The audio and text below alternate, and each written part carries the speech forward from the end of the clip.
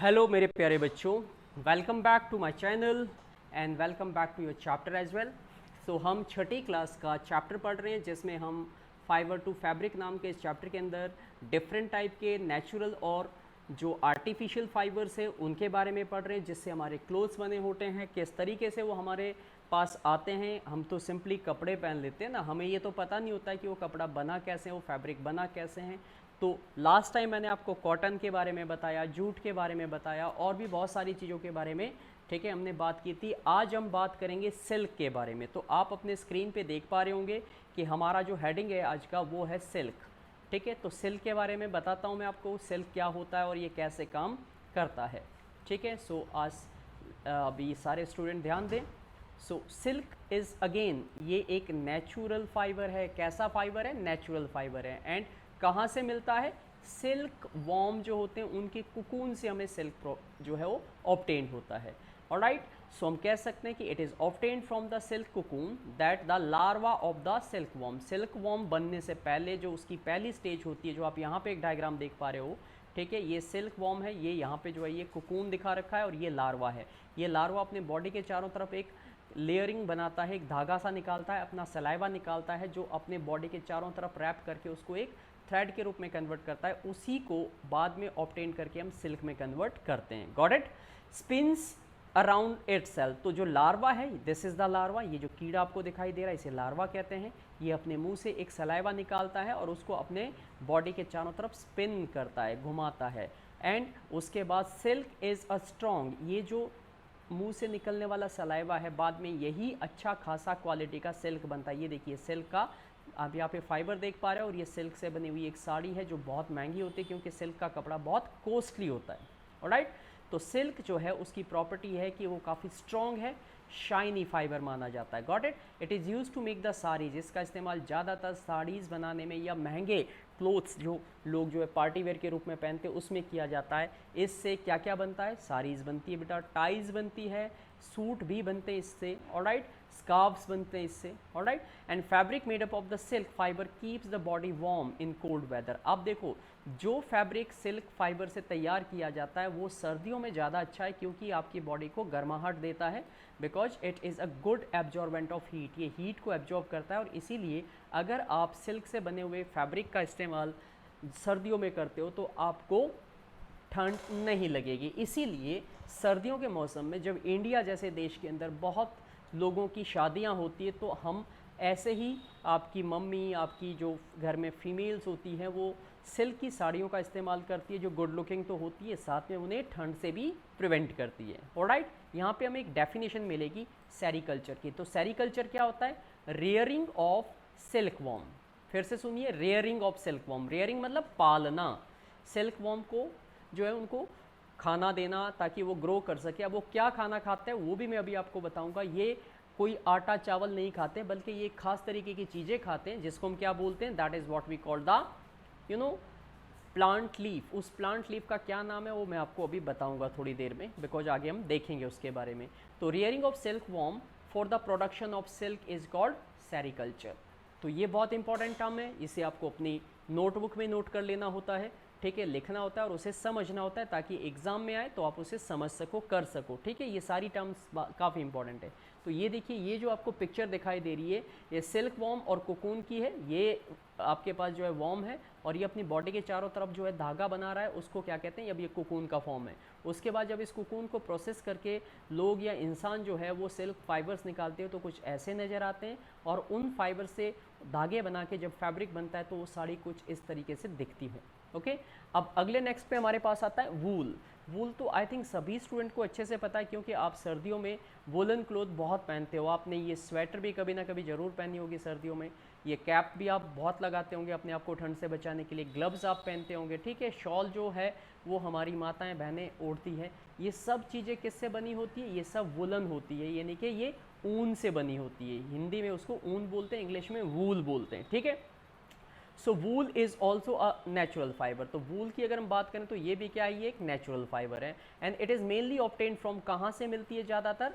ठीक है, शीप, भेड़ जो होती है उनसे मिलती है। उसका डायग्राम अभी आएगा तो मैं आपको दिखाता हूँ। Right, it is warm to wear. अब इससे बने हुए कपड़े जो है वो आपको क्या करते हैं, वार्म यानी कि गर्माहट देते हैं। तो सिंपल सी बात है, सर्दियों में विंटर सीजन में हमारे लिए काफ़ी अच्छा होता है। And good absorbent of the heat, ये आपके शरीर की जो हीट होती है, जो गर्मी है, उसे बाहर नहीं निकलने देते, जिस वजह से आप अपने आप को ठंड से प्रिवेंट करते हैं, बचा सकते हैं। Alright, wool is used for making the sweater. अब क्या क्या बनता है, स्वेटर बनाए जाते हैं वूल से, मफलर बनाए जाते हैं जो आप गले में जो है वो कवर करते हैं और आपके गले में ठंड लगने से बचाते हैं। शॉल बनाए जाते हैं, ये डायग्राम था यहाँ पे, ये आपके पास ये वाला, राइट।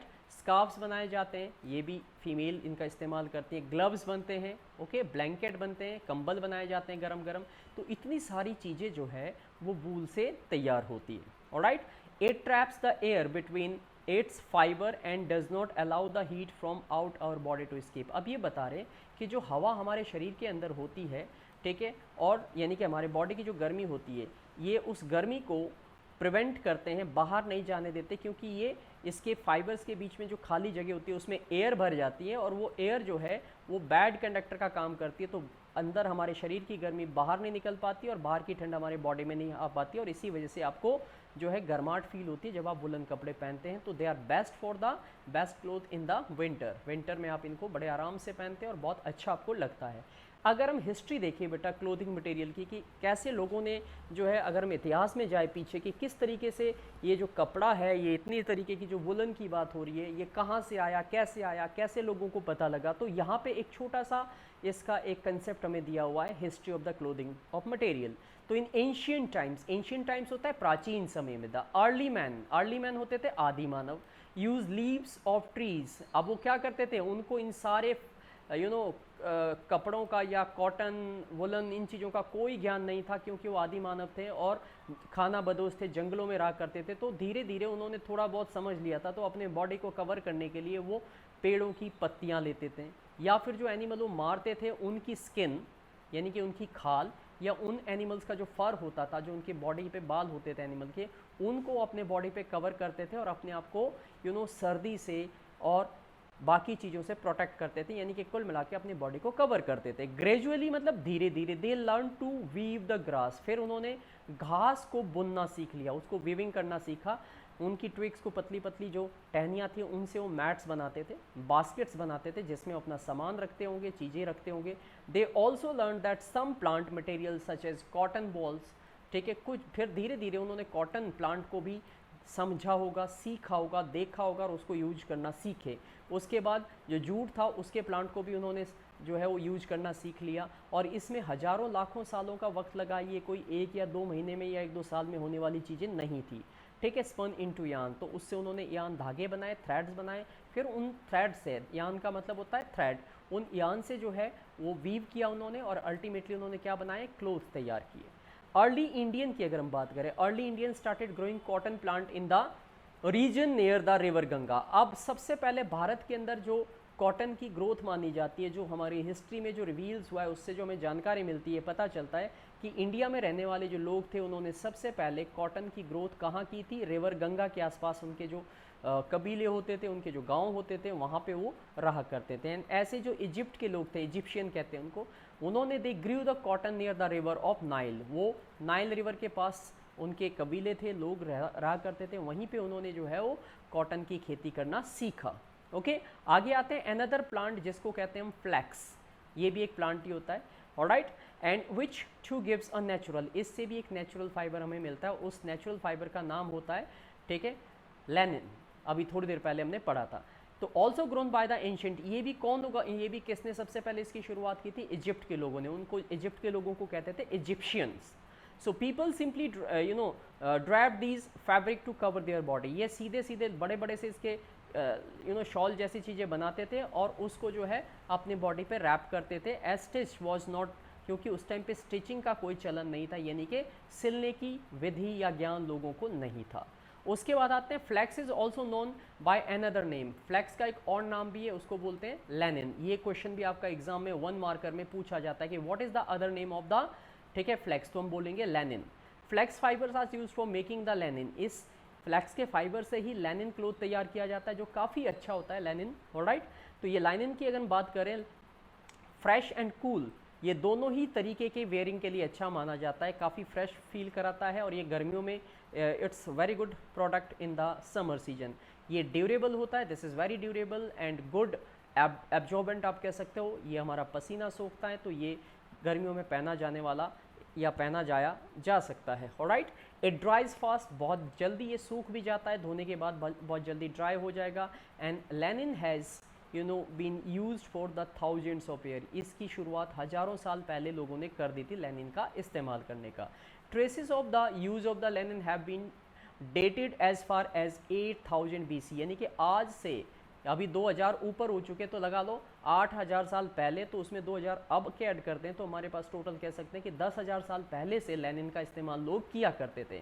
इवन द जो ममीज़, क्या नाम आपने मूवीज़ वगैरह देखी होगी, जो ममीज़ होती थी, जो डेड बॉडी को रैप करते थे इजिप्शियन लोग और फिर उनको ग्रेव्स में रखते थे, यानी कि गुफाओं में या अंदर रखते थे, वो भी इसी लेनिन के कपड़े में रैप किया जाता था। इंडिया, हॉलैंड, अब ये नाम याद रखने, India, Holland, China, Belgium are major flax producing countries of the world. ये दुनिया के 3-4 बड़े देश है जहाँ सबसे ज़्यादा लेनिन प्रोड्यूस किया जाता है। आपके पास है इंडिया है, हमारा देश भी है, हॉलैंड एक कंट्री है, चाइना है, Belgium. These are the major मतलब big country where the maximum number या maximum quantity of linen is produce. अब हमारे पास चेक पॉइंट 2 आता है, इसमें फिल इन द ब्लैंक्स हमें करने। तो silk is obtained from the dash of silk warm, कहाँ से मिलता है? कुकून से मिलता है। ये हमने पढ़ा था कि जो वॉर्म है वो अपने बॉडी के चारों तरफ क्या करता है? कुकून बनाता है, यानी कि फाइबर तैयार करता है। Rearing of silk worm for the production of silk is called sericulture. ये डेफिनेशन आपको फिल इन द ब्लैंक्स में दे दी है। उसके बाद अगले पॉइंट पे आ जाते हैं, तो अगले पॉइंट पे क्या लिखा है? वूल is good absorbent of what? Heat. तो ये हीट को एब्जॉर्ब करता है, इसीलिए हम इसे विंटर सीजन में यूज करते हैं अपने आप को सर्दी से बचाने के लिए। अर्ली जो इंडियंस थे, they started growing the cotton, कहाँ पे उगाया था उन्होंने? गंगा रिवर के आसपास, near the Ganga river. And flax is also known as, flax का दूसरा नाम क्या है? लेनिन, जो अभी मैंने आपको बताया। Got it? उसके बाद ये चैप्टर हमारा यहाँ पे अब फिनिश हो जाता है। अब हमारे पास कुछ इंपॉर्टेंट क्वेश्चंस आते हैं जिसको मैं साथ साथ डिस्कस कर देता हूँ। ये हमारे कुछ की पॉइंट है, ध्यान दीजिए। The material which we use for clothing is called fabric. ये तो ये आपको फैब्रिक की डेफिनेशन यहाँ पे मिल रही है। इसके अलावा all the fabrics are made up of the loose thread called the yarn. तो यार्न्स क्या होते हैं? या आप कहोगे कि the part of the fabric by which the fabric is made is called yarn कहते हैं उसको। उसके बाद नेक्स्ट पॉइंट पे आ जाते हैं। yarns are made of very thin strand, बहुत ही पतले पतले फाइबर जैसी चीज़ से बने होते हैं, ठीक है, उन्हीं का नाम फाइबर्स रखा जाता है। तो yarn बनता है फाइबर से, ठीक है, फैब्रिक बनता है yarn से। Got it? वूल की अगर हम बात करें, वूल, सिल्क, ठीक है, कॉटन, जूट, ये नेचुरल फाइबर के एग्जाम्पल्स है, बिकॉज ये प्लांट और एनिमल से आते हैं। इसके अलावा नायलॉन, रेयन, एक्राइलिक, पॉलिएस्टर, ये मेन मेड फाइबर्स के एग्जाम्पल है आपके पास। Alright, process of separating cotton from the seed is called ginning या गेनिंग। ये भी आपकी डेफिनेशन यहाँ से निकल जाती है, ठीक है बेटा। उसके बाद नेक्स्ट डिफाइनिंग टर्म है आपके पास स्पिनिंग। क्या होती है? What is spinning? तो आप लिख सकते हो, यहाँ से तैयार कर सकते हो, the process of making yarn from the fibre, यानी कि यार्न से, धागे से कपड़ा बनाने की प्रोसेस को स्पिनिंग कहते हैं। Got it? Rearing of silk worm for the production of the silk is called sericulture. ये सेरिकल्चर की डेफिनेशन आपको यहाँ मिल रही है। The early man used big leaves of trees और स्किन और fur of the animal to cover their body. जो आदि मानव थे उस जमाने में ऐसे कोई भी फाइबर या फैब्रिक नहीं होते थे, तो वो अपने शरीर को कवर करने के लिए या तो पेड़ों के बड़े बड़े पत्ते, जैसे कि केले के पत्ते हो गए, इस तरीके से वो अपनी स्किन कवर करते थे, या जो एनिमल वो मारते थे उनकी स्किन निकाल के, उनकी खाल उतार के उसको अपने बॉडी पर रैप करते थे। Got it? अब आते हैं यहाँ पे एक्सरसाइज पे। तो look at here, fibres are classified as dash and dash. तो जो फाइबर है वो कैसे क्लासिफाइड किया जाते हैं? दो तरीके के हमने फाइबर समझे थे, natural fibre and man made fibre, जिनको हम सिंथेटिक फाइबर्स भी कहेंगे। The fruits of the cotton plants are called cotton ball. जो फ्रूट्स होते हैं कॉटन प्लांट के, उनको हम कहते हैं cotton balls. Got it? And the process of making yarn from the fibre is called spinning. जो वो प्रोसेस जिसमें हम क्या करते हैं, ठीक है, फाइबर तैयार करते हैं और उस फाइबर से फिर यार्न बनाते हैं, यानी कि थ्रेड बनाते हैं और फिर फैब्रिक बनाते हैं, उस प्रोसेस को कहते हैं spinning. Then linen is obtained from the flax. तो फ्लैक्स प्लांट से लेनिन नाम का जो है फैब्रिक तैयार किया जाता है। Weaving is done by the special machine. क्या नाम था उनका? उनको बोलते हैं चरखा, ठीक है, या वीवर्स भी बोला जाता है, वीविंग मशीन भी कहा जाता है उनको। इसके बाद नेक्स्ट पॉइंट पे आ जाते हैं। What are yarn made up of? Yarn किससे बने होते हैं? तो अभी थोड़ी देर पहले मैंने बताया, यार्न बने होते हैं किससे? फाइबर से। What is the process of separating cotton fibre from there seed called? Cotton fibre से उनको सीड को अलग करने की प्रोसेस को क्या कहते हैं? गिनिंग कहा जाता है। What is the fabric? Fabric क्या होता है? तो आप बोलेंगे ठीक है। Fabric is the material that we obtain after the weaving of yarn. What is yarn? तो आप बोलोगे yarn is the thread like structure that is obtain from the fibre of the plant या animal. From which part of the plant is jute obtain? तो answer है stem part. Alright, what type of climate is required for growing the jute plant? तो hot climate चाहिए, ठीक है, rain अच्छी होनी चाहिए, सॉइल फर्टाइल होनी चाहिए, ऑलराइट, और ह्यूमिड क्लाइमेट होना चाहिए। उसके बाद नेक्स्ट क्वेश्चन है आपके पास, what are the natural fibres, give 2 examples of natural fibre. तो नेचुरल फाइबर की डेफिनेशन आपको यहाँ पे देनी है, 2 एग्जांपल आपको नेचुरल फाइबर के देने, एक प्लांट का दे सकते हो, एक एनिमल का दे सकते हो। What are man made fibres? तो the fibres that are synthesized by the human being in the labs or in the laboratories or in the factories, they are called man made fibers। इसके example आपके पास है nylon है, ठीक है, इसके अलावा जो है और भी फाइबर आपके पास इसके हो सकते हैं, प्लास्टिक हो गया, राइट, रेयन हो गया। Give 3 properties of main made fibre की 3 प्रॉपर्टी। तो स्टार्टिंग में चैप्टर में मैंने जो आपको प्रॉपर्टी बताई थी वो है हाईलाइटेड, आपको देखने को मिल जाएगा। What are the sources of the natural fibre? Natural fibre के सोर्सेज क्या है? तो प्लांट एंड एनिमल्स हैं। 2 प्रॉपर्टी सिल्क फाइबर की 2 प्रॉपर्टी क्या होता है? ये काफ़ी स्ट्रॉन्ग थ्रेड होता है और ये वार्म होता है, यानी कि इसको पहनने से हमारे शरीर को गर्माहट मिलती है। ये 2 प्रॉपर्टी आप लिख सकते हो। लॉन्ग आंसर में आप लिखेंगे, पहला क्वेश्चन है what are fibre broadly classified. तो फाइबर को हम ब्रॉडली 2 कैटेगरी में पढ़ा था हमने, ठीक है, artificial that is main made, या फिर दूसरी कैटेगरी कौन सी थी? दे वर नेचुरल फाइबर। उनके कैरेक्टर आपको यहाँ पे लिखने, जो कि आपको, ठीक है, टॉपिक्स में से लेने हैं। How is cotton obtained? Cotton कैसे निकाला जाता है? वो सारी प्रॉपर्टी, सारे पॉइंट्स आपको लिखने पड़ेंगे। How is jute? जूट कैसे निकाला जाता है वो भी मैंने आपको सिखा दिया, ठीक है। आपको एक शॉर्ट नोट लिखना है जूट और सिल्क के ऊपर, उनकी प्रॉपर्टीज़, यानी कि पॉइंट बना के लिखने हैं, राइट। उसके बाद है what do you know about the history of the cloth? तो क्लोथ की हिस्ट्री का भी टॉपिक हमने पढ़ा था और उसमें हमने पढ़ा था कि किस तरीके से लोग पहले लीफ से या फिर एनिमल की खाल से या फर से अपने बॉडी को कवर करते थे और बाद में उन्होंने धीरे धीरे जो है कॉटन और वूल को जो है यूज करना सीखा, उसके बारे में बताना है। हॉट्स के अंदर, हॉट का मतलब होता है हायर ऑर्डर थिंकिंग, जो क्वेश्चन है उनको कहा जाता है। तो wool, silk, cotton and jute, इनको हम नेचुरल फाइबर कहते हैं। Why are they called so? तो हम लिखेंगे because they are called natural fibre because they are obtained from the natural substances like plants and animals, alright. We prefer to wear cotton cloth in summer. Why? तो गर्मियों में हम cotton के कपड़े पहनना क्यों पसंद करते हैं? तो इसका जवाब भी बड़ा सिंपल है, because cotton is good absorbent of the sweat and water, so it help us to absorb our sweat and that's how we can feel the cooling effect, okay।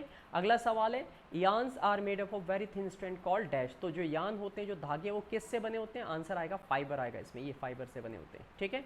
इसके बाद अगले क्वेश्चन में the weaving is done on special machine. उन special machine को क्या कहते थे जिस पे वेविंग की जाती है? लूम्स कहते थे, गॉट इट। उसके बाद नेक्स्ट क्वेश्चन में which of these is called the golden fibre. तो गोल्डन फाइबर हम किसको कह रहे थे? गोल्डन फाइबर जूट को कहते हैं बिकॉज उसका कलर गोल्ड जैसा होता है। Which of these is a natural? इनमें से नेचुरल फाइबर आपको आइडेंटिफाई करना है, तो सिल्क नेचुरल फाइबर हमने पढ़ा था, राइट। उसके बाद नेक्स्ट क्वेश्चन आते हैं नीचे, all fabrics are made up of loose thread. उन लूज थ्रेड को क्या कहते हैं? उन्हें कहते हैं यान, पहला ही ए पॉइंट पे, alright. The other name of flax का हमने क्या पढ़ा था? दैट वाज लैनिन, ये था, right. What type of climate is best suited for growing the jute plant? कौन सा सबसे अच्छा क्लाइमेट माना जाता है जूट प्लांट को ग्रो करने के लिए, ठीक है। तो वो हमने क्या पढ़ा था कि कैसा क्लाइमेट होना चाहिए। आई थिंक अगर आपको याद हो तो वार्म वाला था, ड्राई नहीं था, ड्राई एंड वार्म, इसको हम कह सकते हैं वार्म वाला होता है, अच्छी खासी सनलाइट चाहिए।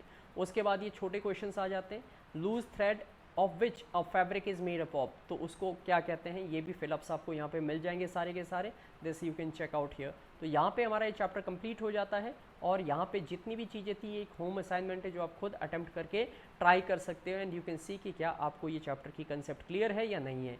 तो ये था आपका ओवरऑल चैप्टर और आई होप ये सारा चैप्टर आपको समझ में आ गया होगा। ये 2 पार्ट में हमने कवर किया है, फर्स्ट पार्ट मैंने पहले डाल दिया था, ये हमारा सेकंड पार्ट है और इसके बाद ये चैप्टर आप इसे रिपीटेडली आपको कुछ नहीं करना है, अपने हेडफोन लीजिए, अपने कान में लगाइए, अपना यूट्यूब ओपन कीजिए और इसे देखिए, जब भी आपको मौका मिलता है सुनते रहिए, तो आपको 90% चीज़ें सुनते सुनते देखते देखते समझ में आ जाएगी एंड एग्ज़ाम में बीच में से जो क्वेश्चन आएंगे वो आप आसानी से कर लोगे। बिकॉज अब ये बात सीख लेनी चाहिए कि CBSE के नए नॉर्म्स एंड कंडीशन जो है उसके हिसाब से अब बैक एक्सरसाइज के क्वेश्चन नहीं पूछे जाते हैं, MCQ फॉर्मेट में क्वेश्चन आएंगे जो कि एग्जामिनर बीच में से फ्रेम करेंगे। इसलिए ये सभी स्टूडेंट्स को सीख लेना चाहिए कि पढ़ाई एक ऐसा तरीका है जो आपको सीखना है, ऐसा नहीं है जो किसी और ने सिखा के आपको रटवा दिया है। तो रटने की दुनिया अब नहीं रही है, अब चीज़ें सीखने के लिए पैदा हो गई है।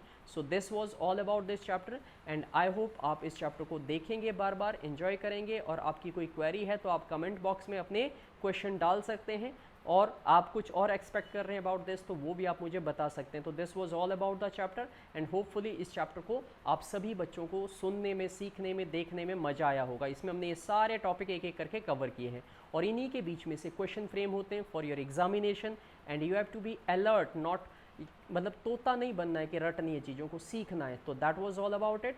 और अगर ये वीडियो आपको अच्छी लग रही है, आपको मज़ा आ रहा है, तो ये तो मैं उम्मीद कर सकता हूँ कि आप इसे लाइक ज़रूर करें, हर बार जितनी बार देखें लाइक ज़रूर दें, सब्सक्राइब करें मेरे चैनल को, शेयर करें दूसरों तक इन वीडियोस को पहुंचाएं ताकि दूसरे बच्चों को भी आप जैसों को फ़ायदा हो सके, ठीक है। और मुझे सपोर्ट करने के लिए मेरे इस चैनल को सब्सक्राइब करें और ज़्यादा से ज़्यादा इसे शेयर करें। तो thank you for watching this. अब आपका चैप्टर कंप्लीट हो जाता है 6th क्लास, और अब हम चैप्टर नंबर 4 के साथ आगे मिलेंगे। तो thanks for watching this video and take care of yourself. अपना ध्यान रखें, अपनी पढ़ाई का ध्यान रखें और अपने करियर को अच्छा बनाने के लिए ईमानदार और मेहनती इंसान बने।